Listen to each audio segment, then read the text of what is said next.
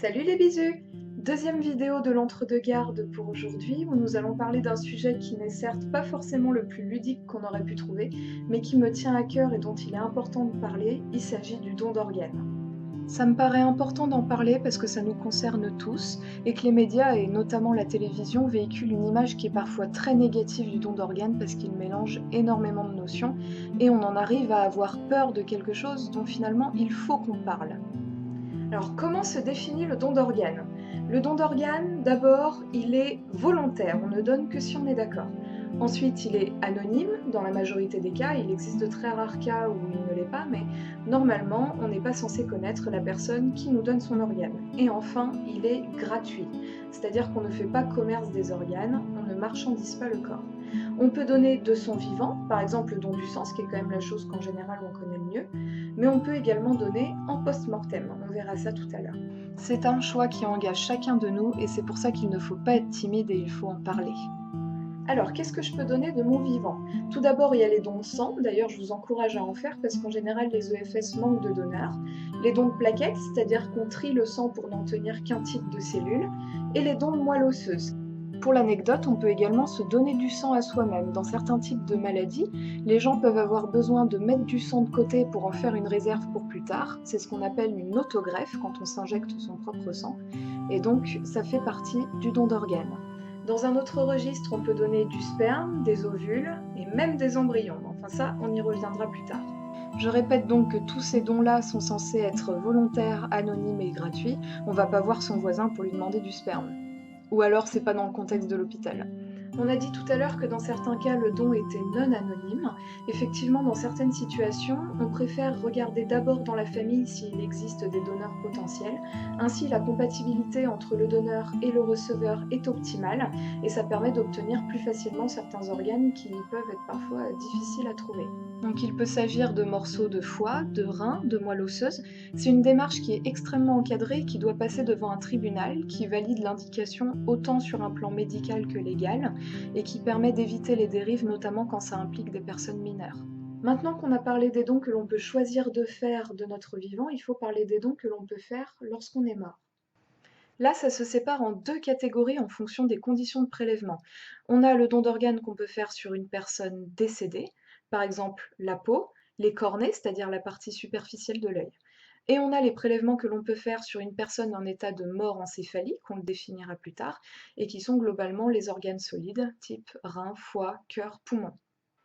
La règle de base du don d'organes, c'est la suivante, c'est que toute personne est présumée donneur tant qu'il n'a pas exprimé de son vivant son opposition et que la famille accorde le don ensuite.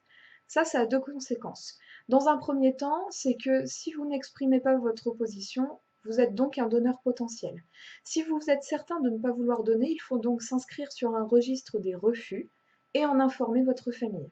Vous pouvez vous retirer de ce registre à tout moment si vous changez d'avis. La deuxième conséquence, c'est que même si vous souhaitez être donneur, même si vous avez une carte de donneur, si votre famille s'oppose au don, alors l'hôpital ne prélève pas. J'ai une tonne de briques pour le docteur Dorian.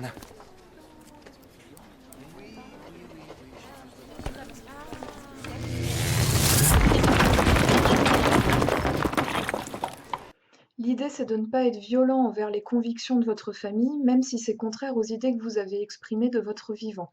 C'est pour ça que c'est hyper important d'en parler, tout simplement parce qu'il y a énormément de dons qui ne peuvent pas être faits, parce que la famille ne sait pas et parce qu'elle s'y oppose alors même que de votre vivant, vous auriez souhaité donner vos organes. Donc, en pratique, si vous êtes contre, il faut le dire, et s'inscrire sur un registre national. Ça, c'est vraiment le moyen le plus certain. De la même façon, si vous êtes pour, il faut le dire, ça on ne le dira jamais assez, et il faut en informer votre famille et en parler autour de vous. Il faut se dire que ça n'a rien de glauque de vouloir parler de ces choix-là même quand on est jeune et que c'est une conversation de quelques minutes qui pourra peut-être sauver une vie. Comment ça se passe en pratique? On a parlé tout à l'heure de ce qu'on appelle la mort encéphalique. Pour la définir de façon très simple, ça correspond à la mort isolée du système nerveux avec le maintien en fonctionnement des autres organes. Bien sûr, ça peut pas se maintenir éternellement parce que le corps a besoin du cerveau pour se maintenir en bon état de fonctionnement et donc petit à petit, les organes vont se dégrader. Ça fait qu'on peut être amené à mettre en place une assistance ventilatoire, par exemple l'intubation avec la pompe qui va continuer de faire fonctionner les poumons, voire une assistance circulatoire pour maintenir la perfusion des organes. C'est un état extrêmement intéressant pour prélever les organes puisque ceux-ci sont maintenus en perfusion avec le sang et continuent de recevoir de l'oxygène. C'est une situation qui est difficile parce que la mort encéphalique est objectivée sur un plan scientifique. On a différents examens à faire qui sont médico-légaux pour la démontrer. Mais pour autant, pour la famille et pour les proches qui n'ont en plus pas forcément le temps de se faire à l'idée, ce n'est pas facile de voir ce corps en fonctionnement alors qu'on le présente comme étant décédé. Dans cette situation, on en revient aux fondamentaux. Si un refus a été exprimé du vivant, on ne prélève pas. Dans la situation contraire, les médecins vont interroger les proches, la famille, les amis et même le médecin si celui-ci a pu être désigné comme personne de confiance pour savoir ce qui était souhaité du vivant de la personne. Donc si j'accepte de donner mes organes après la mort, comment ça se passe? Eh bien les différents organes sont prélevés au cours d'une chirurgie et ce qu'il faut savoir c'est que l'hôpital dans cette situation a l'obligation légale de rendre le corps dans un état apparent optimal à la famille. C'est pourquoi au cours de l'opération, des chirurgiens plasticiens vont intervenir et à l'aide de moulage, ils vont reconstruire le corps et lui redonner un aspect décent pour les différentes cérémonies qui vont suivre. En bref, pour résumer sur ce qu'on a vu sur le don d'organes. Donc le don, c'est volontaire, anonyme et gratuit.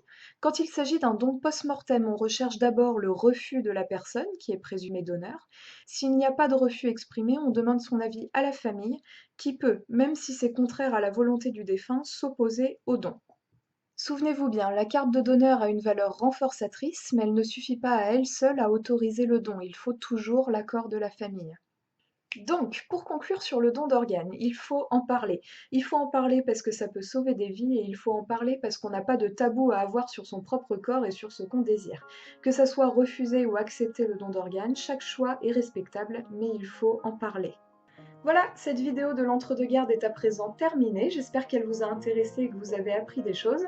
Si le contenu vous a plu, n'hésitez pas à partager et à vous abonner à la chaîne pour ne rien rater des suivantes. À bientôt tout le monde!